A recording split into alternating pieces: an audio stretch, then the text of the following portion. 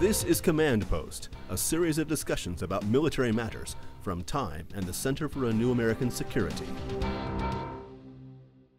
Todd, why is everybody talking all about this super committee, and why are folks in the Pentagon so petrified about it? Well, what the super committee's been charged with is finding an additional 1.2 to 1.5 trillion in deficit reduction over the next 9 years. And I guess the reason everyone in the Pentagon is worried is if the super committee fails, if they don't reach some sort of a compromise to achieve that level of deficit reduction, then the trigger provision of the bill kicks in. The trigger provision would cut 1.2 trillion out of the federal budget over the next 9 years. It would be split evenly between non-defense discretionary and defense discretionary. So taking out interest savings and everything, it would end up taking another 470 billion or so out of the base defense budget. So it's a lot of money we're talking about.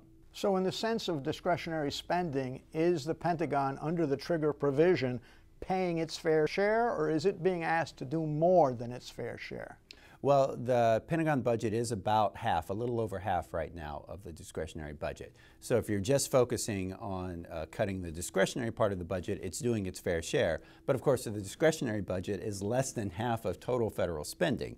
So in that sense, DOD would be taking more than its fair share relative to the rest of the federal government. And most of that is entitlements. Right. Social Security, actually the budget for Social Security is about the same amount as DOD right now. And then, Medicare, Medicaid, the other big programs on the mandatory side of the budget. I think it's also important to note that the number that you gave, about 470 billion over those 9 years, is on top of a 350 to 450 billion, depending on exactly whose baseline numbers you're using, cut that DOD is already taking. So the total numbers add up to a really very serious cut indeed. Well, that's another good point that you raise. Everyone keeps throwing around a lot of different numbers. It's all relative to what baseline you're using. Correct me if I'm wrong, but don't you argue or make the point that even if the triggers are implemented, the Pentagon will be forced to go back to what it spent in 2007?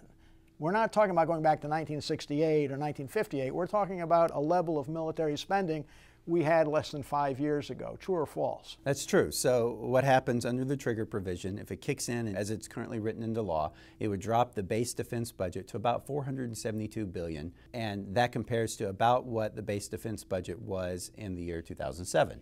The problem for the Pentagon is they were planning on continued growth.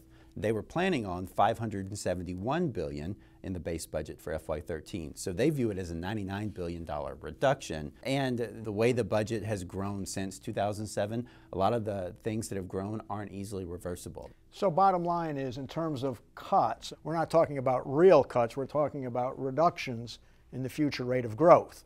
But if the triggers come into play, we're talking real cuts.